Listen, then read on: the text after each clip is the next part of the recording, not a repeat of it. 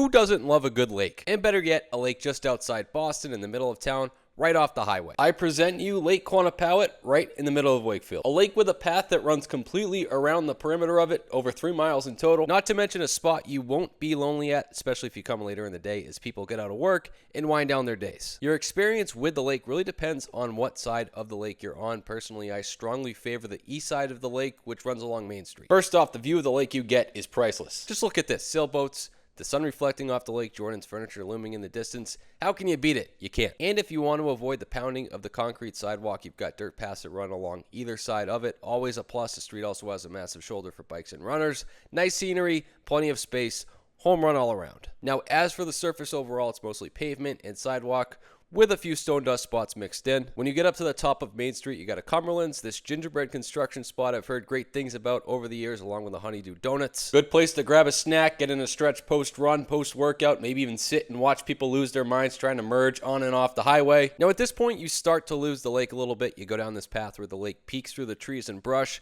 before you find yourself in the middle of an office park before going on North Ave. If you want a view of the lake here, you'll be disappointed on this side. What's good is the sidewalk is nice and wide, and if you want to work in some hills, this side has it too. The parking situation is about as good as it gets. You got a few parking areas on both sides of the lake, along with some on-street parking as well. I'm sure the parking gets tight at times, but that's what happens when you have a spot is convenient and does the trick as well as this one does. Of course, it's one of many great spots around the Boston area.